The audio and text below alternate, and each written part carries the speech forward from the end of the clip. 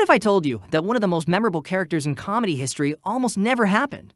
The man who gave us Uncle Elroy, the wild and outrageous character from Next Friday who had everyone saying I'm about to tear the club up, was supposed to be a preacher, not a comedian. But Don D.C. Curry's journey from a Baptist minister's son to Hollywood's most authentic voice is filled with more twists, heartbreak, and industry secrets than any movie script could contain. Before we dive into this incredible story of talent, tragedy, and triumph, make sure you hit that subscribe button because we're about to uncover the real story behind one of comedy's most underrated legends. And trust me, you've never heard it told like this before. Picture the scene. It's the year 2000 and casting. Directors are looking for someone to play Craig's Uncle Elroy in the upcoming Friday sequel. They need an actor who can bring an over-the-top, sexually charged character to life without making it feel forced or fake. Most established actors would run from this type of role, worried it might damage their reputation or limit their future opportunities. But there's this comedian from Texas, a preacher's kid who's been grinding in Bay Area comedy clubs. And he sees this audition as the chance of a lifetime. That comedian was Don D.C. Curry. And what happened next would change everything.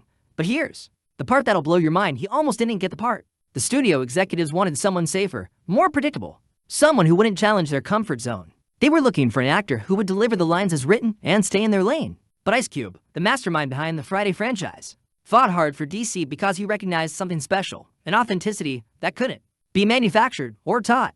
When DC walked into that audition room, he wasn't just reading lines. He was channeling decades of real-life experience, church observations, and street wisdom into a character that would become legendary. Uncle Elroy wasn't just a performance for DC. It was a masterclass in bringing genuine personality to an outrageous character. The result was comedy gold that had audiences quoting those lines for years to come. But to understand why DC Curry was perfect for Uncle Elroy, we need to go back to where it all began. Born September 7, 1958, in Fort Worth, Texas, DC was the son of Dr. L.K. Curry, a respected Baptist pastor who had very different plans for his boy's future. Imagine growing up in a household where every Sunday dinner conversation revolved around morality and proper behavior, while your mind is secretly cataloging all the contradictions and absurdities you witness in that very same church community. This wasn't a case of teenage rebellion. This was a young man with a comedian's eye for detail, watching the gap between what people preached and what they actually did. Every church function became a character study. Every sermon about proper conduct became potential material. And every interaction with the congregation gave him insights into human nature that would later fuel his comedy career. The same environment that was supposed to make him conservative actually made him more observant, more questioning, and ultimately more honest about the complexities of human behavior. When DC finally broke free from his father's expectations and headed to the Bay Area comedy scene, he brought something most comedians didn't have: real stories rooted in genuine experience. He wasn't just making observations about airline food or dating. He was offering insights into the contradictions of American life, the gap between religious ideals and reality, and the absurdities of everyday existence that most people were too polite or too scared to acknowledge. His breakthrough came when he won Comedian of the Year in the Bay Area Black Comedy Competition. This wasn't just a local talent show.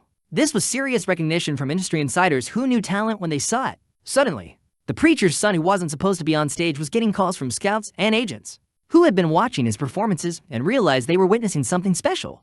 But success in comedy is just the beginning of where things get really complicated, and DC's story was about to take some unexpected turns. When he landed the Uncle Elroy role, everything changed overnight.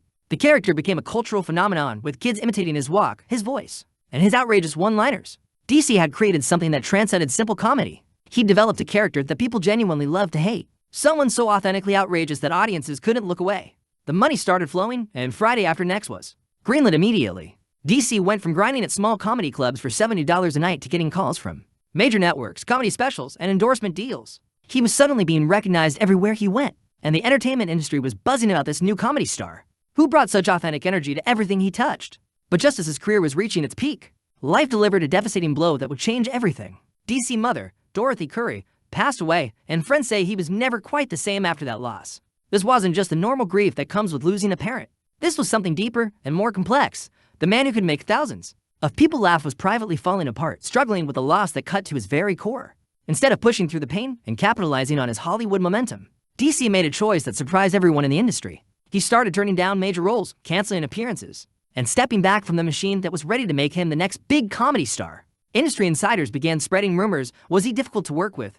Had success gone to his head? Was he unreliable? The truth was much simpler and more heartbreaking. He was grieving, and grief doesn't care about your career trajectory or Hollywood timelines. DC made the decision to return to his roots, focusing on stand-up comedy and connecting with real people in real venues rather than chasing the next big movie deal or television opportunity. This is when DC learned one of Hollywood's harshest lessons: lead the machine, and the machine leaves you. After stepping back from major projects, he found himself in what industry insiders call comedy purgatory. He was too successful to be ignored completely, but too independent to be controlled by the traditional power structures that run entertainment. The same executives who had been calling him the next big thing suddenly couldn't find roles that fit his brand or his principles. But here's where DC's story becomes truly inspiring. Instead of begging for Hollywood's approval or compromising his values to get back in their good graces, he started building something entirely different. A comedy empire that operated outside traditional industry rules. He began touring relentlessly, hitting comedy clubs that bigger names wouldn't touch, connecting with audiences that mainstream comedy often ignored or overlooked. The Chitlin Circuit, that network of black entertainment venues that had launched careers long before Hollywood noticed, became DC's kingdom. He wasn't just performing for crowds. He was building a genuine community of fans who appreciated authentic comedy over manufactured entertainment. This wasn't a step backward.